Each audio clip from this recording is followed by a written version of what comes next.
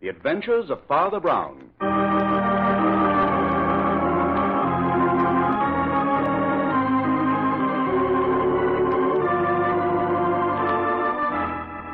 And here he is, Father Brown, the best-loved detective of them all. Humanity produces optimists only because it has never produced a really happy man.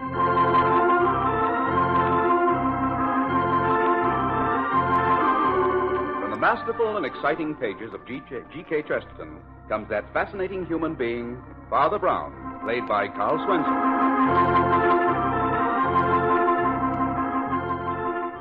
Underneath the modest exterior of Father Brown is the rich character of a generous, deeply human man with a sensitive and quick-witted mind. In addition to being a man of God, he is a man of the world, a man of science, and a brilliant amateur detective. And now, the three tools of death.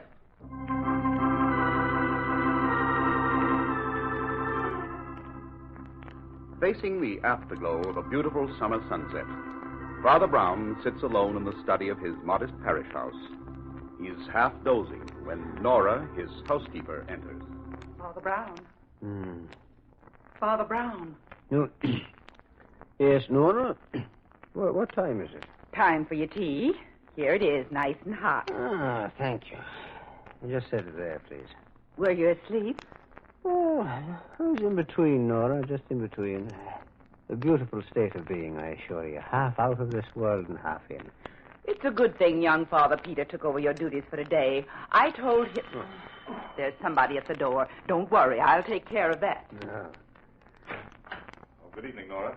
Is Father Brown in? I'm sorry, Flambeau, but he's rested. No, Nora. You know Flambeau's always welcome. Tell him to come in. Oh, all right. Come in, Flambeau. Have a cup of tea. No, thanks, Father. I'm all upset. A friend of mine is in trouble. Oh. Will you come with me to Oakville? My car's outside. Here. No, not so fast. Get your breath. Sit down. Father, you've heard of Aaron Armstrong, the philanthropist and lecturer? Oh, Armstrong. The author of those bestsellers on how to be happy, etc. Had such a tremendous following? Yes, Father, that's the one. Oh, yes. I've read his books. And I attended one of his lectures once in which he offered his followers an easy road to happiness. Or heaven, as he called it. That's the guy, Father. Yes. As I remember, he apparently based his teachings on one of the Proverbs of Solomon. A merry heart doeth good like medicine, but a broken spirit drieth the bones. Uh-huh. Yes. He believed in giving up all the physical appetites, smoking, overeating, and drinking. Oh, yes, and above all, he believed in being cheerful. He dealt with the drink problem with an enormous gaiety. Well, he's dead. What? His body was discovered early this morning. Well, you don't say. Where? Right near his house, in a ditch on the parkway. What happened? Nobody knows. But according to the police, it looks like murder. Did you say his house is close to the parkway? Yes, on an embankment just above it. Well, what makes the police think it wasn't an accident, Flambeau? Well, he was wearing only his dressing gown. And another strange thing, Father.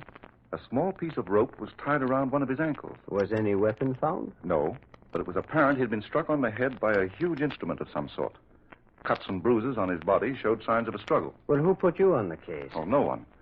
The dead man's secretary, Robert Royce, is an old friend of mine. I called him as soon as I heard the news and offered him my services as private investigator. But he refused to see me.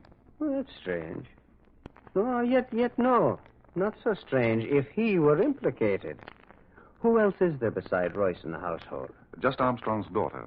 A very attractive girl, I hear, but completely dominated by her father's cheerfulness. Uh-huh. And there's also a gardener, I believe. And your friend Royce, what sort of man is he? Oh, he's a huge, genial sort of fellow. A Scotsman. Did he and Armstrong get along well together? Well, Royce was devoted to him. Ah, yes. Armstrong had many devoted followers. You know, he's always interested me, Flambeau. He puzzled me, in fact. Puzzled you? Yes. When first I heard him lecture, I remember thinking that he had a troublesome road ahead. I believe that somewhere in his life you'll find the secret of his death. But, Father, according to the papers, he lived as he preached. Oh, yes, I know, Flambeau. The old fellow's optimism was phenomenal. But somehow I don't believe he found that easy road to heaven, as he called it. No? No. Neither have I. There is no shortcut to heaven, my friend. But who would want to kill such a man? Well, if ever I murdered somebody, I dare say it might well be an optimist of the proportions of old Armstrong. His optimism was so out of proportion. I've heard cheerfulness referred to as a virtue. Yeah, well, people like frequent laughter, but a permanent smile, Flambeau. Well, now that's something else again. As Shakespeare says, the devil hath power to assume a pleasing shape. Oh, Father, it's 6 o'clock. We're just in time for the news. Let's turn on the radio. That's a good idea. Perhaps there's something further on the case. Listen. Clear tonight and tomorrow somewhat cooler. Now we bring you a special bulletin just handed me on the Armstrong Yeah, case. turn it up, Flambeau. John Magnus, the gardener, the millionaire philanthropist, has been reported missing. Oh. Also, negotiable bonds for the dead man valued at $100,000. The police received this report only a short while ago and are now conducting a statewide search for the gardener. It is believed... Well, that seems to be the first real clue. Do you mind if I use the phone, Father? I'd like to talk to Royce again. Yeah. The call will cost you a nickel. Tax 2 cents. That's 7 cents. Just drop a dime in the poor box on your way out. All right, Father. Hello, Royce? This is Flambeau. Now, wait a minute. We just heard the news about the gardener's disappearance. Oh, hold on. You remember the friend I was telling you about? Yes, Father Brown. Well, we'd like to come up. What's that? Oh, I don't get it. Royce. My father, he's hung up. What did he say? He said if we valued our lives, we wouldn't go near that house. Ah, interesting. Well, Flambeau, that's what I call a real invitation. Come on, my friend, let's go.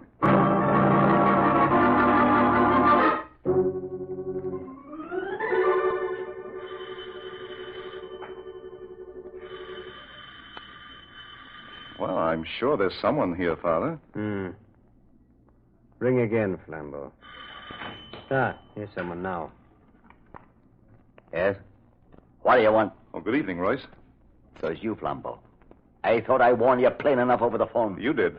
But look here, Royce. I don't understand. It was plain English I spoke. I know, but you sounded like you were in trouble. Well, I'm not. Oh, come, man. Don't act as though we weren't friends. Oh, this is Father Brown. I gathered as much.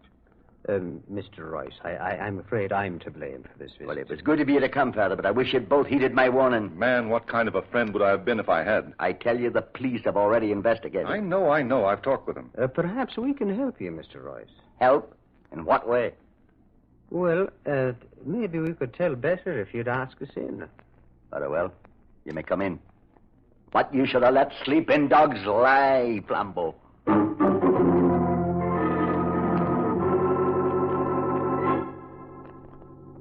Well, Royce, I must confess I can't find anything here in Armstrong's room that tells us very much. And just what did you expect to find? Mr. Royce. Yes? What do you make of the gardener's disappearance? Magnus is a fool, maybe a thief, but he never killed Mr. Armstrong. I'm sure it was the deed of a madman. I see. My. Well, I would never have expected those to be there. Father, what are you looking at? That pair of socks over there thrown under the bureau. Oh, they should be in the bureau drawer. Here, I'll put them away. Wait. May I have a look at those bureau drawers, Mr. Royce? What for? Well, I'd just like to look. What are you searching for? And I'll take a peep at that closet, too, if you don't mind. Well, now that's funny. What, Father? Everything looked so neat when we came in. Mr. Armstrong was always very particular. Everything is in order on the surface. But underneath, things look different. What things? Well, in the closet, his socks are stuffed in the hangers with his suits. And in the bureau drawers, under those beautifully laid-out shirts... Yes? A whole lot of ginger spilled from a box. Why do you have to go on with this? The police went over the room very thoroughly. The room, perhaps. But they seem to have missed this piece of rope. Look here. I found it caught in the vine just below the ledge of the window. Well, it couldn't have been there this morning, or the police would have found it. Well, I just saw the wind blow an end of it out from under the vine. Royce, maybe you can tell me how this piece of rope got there. What has that got to do with the case? You know perfectly well a piece of rope was tied around the leg of the dead man. That rope in your hand was left when fixing the windows. Well, now, I'm just wondering. Wondering what, Father? Well, let me take a look out of that window. Why? For a very good reason. The police haven't yet established why the dead man was found on the parkway. No, that isn't it. The window isn't high enough from the ground for him to have fallen, or been pushed, or to have jumped. Right. And not high enough for his body to have rolled down the embankment to the parkway. Mr. Rice, isn't there another floor to this house? There's only an attic. Robert? That's Miss Armstrong. She's been much upset since her father's death. Oh, yes, of course. You'll have to excuse me for a moment. Certainly. Father, I don't like the look of things. This rope I found in the vine was cut with a sharp instrument. The rope found on Armstrong's ankle was also cut with a sharp instrument. And did you notice the cut on Royce's knuckle? Yes, I did, Flambeau. But, I haven't noticed any geniality. He's hardly the person you described to me. Yes, I know, Father. Didn't like him. Nevertheless, it seems to fit his unshaven appearance. It's the first time I've ever seen him that way, either. You're worried about your friend's innocence, aren't you? Well, I know how the mind of a thief works, Father. I was once a thief myself. But murder... You think he's capable of murder? Well, the answer to that one is more up your alley, Father. Well, in any event, he's hiding something. But I think there is a secret in this house more important than his, and I'm very anxious to find out what it is. Now, first, look at the stains on the wall. And you felt the dust on the banisters as we came up. Well? Well, but the question fairly screams at us, Flambeau. What question? Why are there no servants in this house? Well, Armstrong certainly had plenty of money. He could afford them. There could only be one reason. If the old man himself had something to hide. Father, you mean you think Armstrong... Well, Miss Armstrong's in the drawing room downstairs. She'd like to talk to you, Father Brown. If you will, please follow me.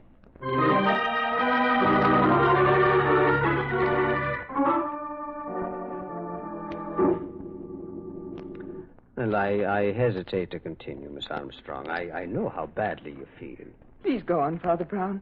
I'm quite all right. But that bruise on your forehead, Miss Armstrong... Oh, that's nothing. It doesn't bother me. I bumped it. Your father had a great many followers, didn't he? Oh, yes, he helped so many people. Do you know why your father decided to give up all his servants? Well, great men like my father have their peculiarities. Their ideas are often different from other people's. Yes, very true, Mr. Royce, very true. I was only wondering... Wait. Listen. What? Listen. Someone's unlocking the front door. Who could it be? No one has a key besides us. Who's that? Me, Magnus. Magnus? Yes, Miss Armstrong. Magnus. And here is Inspector Vincent. Well, how are you, Inspector? Fine, Father Brown, fine. Hello, Flambeau. I might have known you two would be here. Well, I see you got your man, Inspector. Is this the gardener who walked out of here with $100,000 worth of bonds? Walked out of here and right into my office to place them in my charge. Hello, Royce. Are you feeling better, Miss Armstrong? Yes, thank you, Inspector. Now, Magnus, perhaps you'd care to tell Miss Armstrong why you took those bonds without consulting her. No one in this household is to be trusted. Not even Miss Armstrong. Now, see here, Magnus. Just a minute, Royce. What I want to know, why did you wait so long before reporting this gardener's absence? We didn't think much of it, Inspector, until I noticed the bonds were gone, too. I was waiting for you to report it. Magnus has been telling me some very interesting things. A new angle on the case, Inspector? Well, it closes the case if Magnus is telling the truth. Inspector, what this man says is not to be taken seriously. He's not been himself. What makes you say that? Magnus used to be my father's personal valet, Inspector. But he was taken off that and put to work in the garden.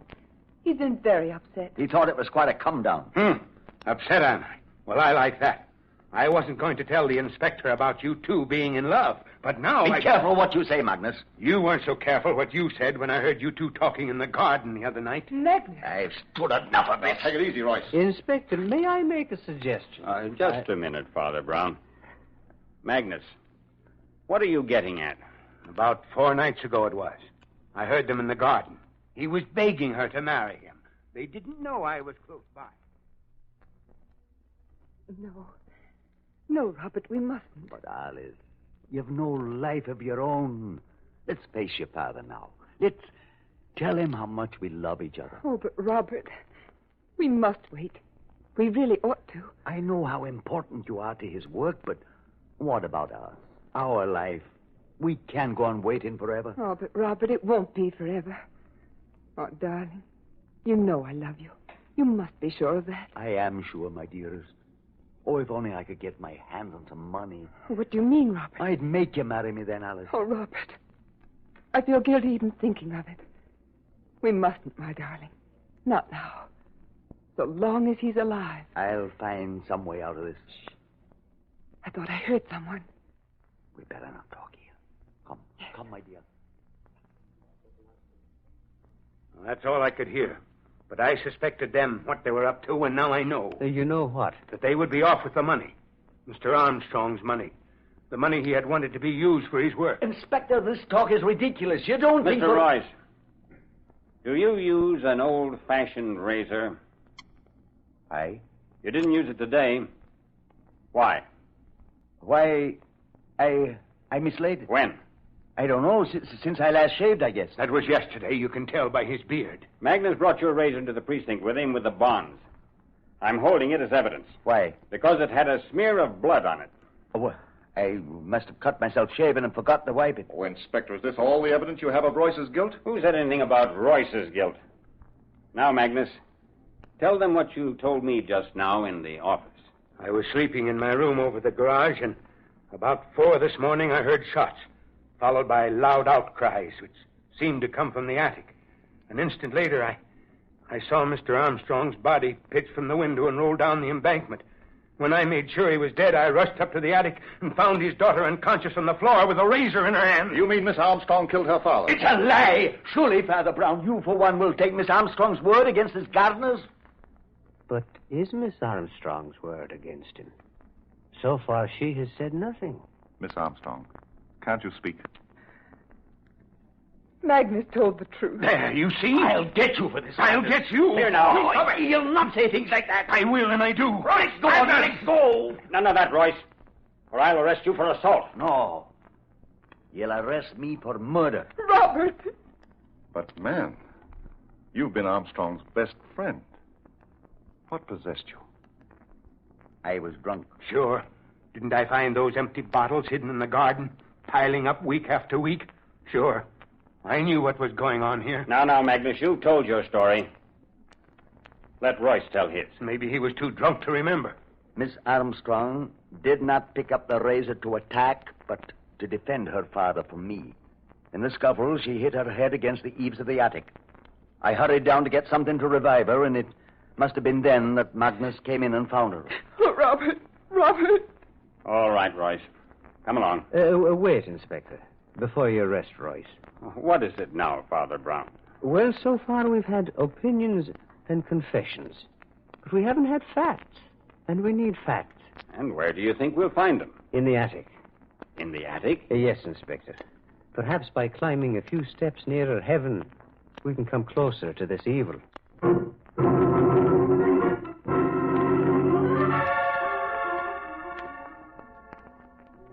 But, Father, I can't figure out what you expect to find in this attic.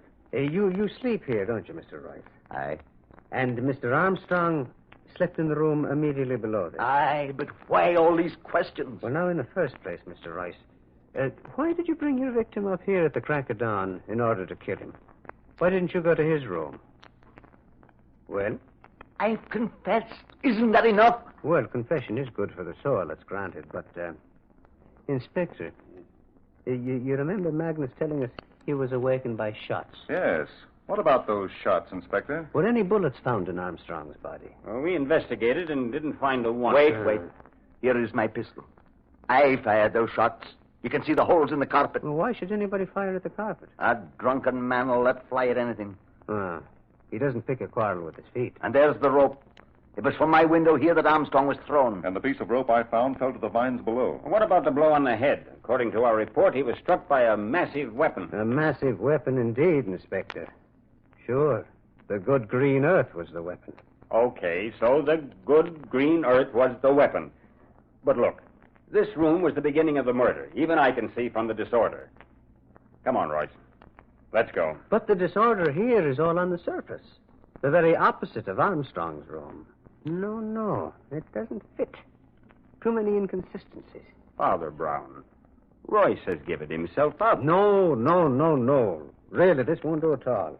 What won't do? Well, first the police said no weapon was found at all. Now we're finding too many. Too many? There's the razor to cut a person, the rope to strangle, the pistol to shoot, and after all this, Armstrong broke his skull falling out of a window. No. It won't do.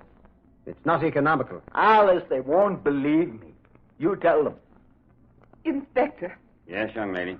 may I speak to Father Brown alone for a moment? If you must, but be quick. We can't wait around here all night. And now what is it, my child? What is it that you wish to say? You're trying to save Robert, but it's no use. I should have realized before this his case is hopeless. Before he came to us, he was a prisoner of war. He had some shocking experiences. Well, you think that was the reason for his drinking? Yes, he wasn't himself at times. We thought he was getting over it, but... Father, I saw Robert commit the crime myself. I heard the shots. I ran up just in time to see him leap at my father. Where was your father standing? He was clinging to the windowsill in terror. But the rope. Robert tried to strangle him with it. Father fought back, and the rope slipped from his shoulders to his feet, tightening around the leg. Robert was like a maniac. I snatched the razor from the floor and managed to cut the rope before he pushed me against the Miss eaves. Armstrong, what we see with our eyes is sometimes farthest from the truth. Now, you thought that you saw a man about to commit murder. What you actually saw was two men struggling, and then you lost consciousness. But Father Brown... I want you to go downstairs, my dear. I don't understand. Go on now, please. Do as I say. Very well. Thank you, my dear. Well, Father Brown, I've seen and heard enough to convince me. Unless you know something pretty startling, I'm taking Royce down and booking him. If you don't mind, Inspector, I'd like to talk to Royce a bit before you do. What about, Father? Where's Alice? She's out of earshot, Mr. Royce. So why don't you tell us about it now? Tell you about what? I see. Well, then I'll tell you, Inspector. Those three tools of death were not used to kill Armstrong, but to save him. Save him? Father, I don't get this. Save him from what? From himself. At the time old Armstrong died, he was a suicidal maniac. No, Royce, you weren't drinking. No? No, and you were the only one who knew what lurked behind old Armstrong's laughter. No. Yes, you knew that behind that merry mask was the mind of an atheist. No. A man who knew nothing of God. He didn't realize until it was too late that human beings need something to worship greater than themselves. I warned Flambeau not to bring you here, Father. I was afraid it might come to this. Well, man, what harm is there in the truth now? Alice must never know. Why? Why shouldn't she be told that you weren't the enemy her father feared? Shall I name the enemy, Royce? All right, Father Brown. You win. This morning, Armstrong was determined to do away with himself. He knew I kept my service pistol in my dresser. And when he heard me go down to the kitchen early at dawn, he left his room and came up here. And you came in and accidentally surprised him. I got the pistol out of his hand, but in the struggle I had no time to unload, so I fired at the carpet. Then he found my razor and tried to slash himself. I snatched it from him and flung it to the floor. I ran after him with a rope to tie him up. And it was then that the unlucky girl ran in, and misunderstanding the struggle... She tried to cut her father free with a razor. She cut the rope, slashing my knuckle just as I pushed her, and he went crashing into eternity out of that window. But, Father Brown, you spoke of an enemy old man Armstrong feared. I did, yes. You mean the enemy was in this room with him at the same time as Royce? Yes. Who was it? The sin. The very thing Armstrong was so vehement against. You mean alcohol? It was his worst enemy. The moment I saw the ginger in one of the bureau drawers downstairs, I suspected it was the futile effort of a man who was trying to give up drinking. Isn't that right, Royce? Yes, Father Brown. Armstrong was living a lie, and it preyed on his mind. And he feared his public might find him out. Aye. The more despondent he got, the darker visions he had of failing his followers. The people who looked to him for guidance. So fearful was he of anyone prying into his secret that he hid from his friends and got rid of all his servants. And you were the only one he could confide in. Aye. He didn't understand your loyalty, did he? No, but it was for her sake, you see. And so you kept the knowledge of his spells to yourself, letting his daughter believe it was you, the result of the war. Aye. Well, Royce, I can't imagine why you didn't speak up before. Don't you see? It was because she must never know. Never know what? Why, that she killed her own father. I see. By trying to free him. My son, I think she should know. After all, it was only an accident. And accidents, no matter how tragic, do not poison life like sins. I think you should both be happier now. Surely, 2 private lives are worth more than the public reputation of Aaron Armstrong.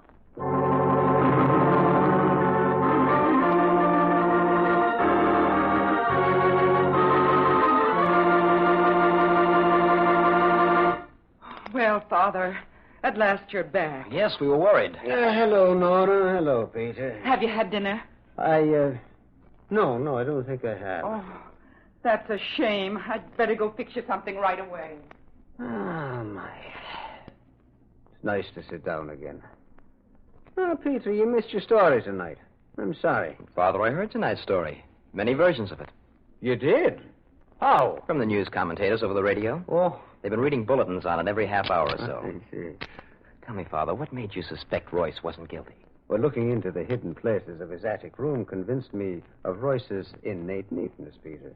I don't quite see. Well, I knew that no one as orderly as Royce could commit such a murder. The whole thing was too sloppy. I mean, the 3 tools of death. But how did you discover that Armstrong was a suicide? Well, the same method, but in reverse. I'm afraid my methods are not orthodox, Peter. I'm no real detective. To me, a man's inner nature must be revealed first. Armstrong's habits revealed his nature just as Royce's did. They justified certain suspicions I had when Flambeau told me of his death. What do you mean? Well, Armstrong's erratic character was clear to me when I looked into his bureau drawers. See, there I saw the compartments of his mind. The neatness mixed with the disorder which his friend Royce had tried to cover up. The litter reflecting the mind of the depressed. Surely you had something more than that to prove he was a suicide. Well, yes, Peter, I had myself. Yourself? Yes. I dare say that I would feel as Armstrong did if I had ever preached an easy road to happiness and then had slipped into a ditch by the side of the road. Yes, Father, I see. Yes. Well, now, good night, Father Peter. Good night, Father Brown.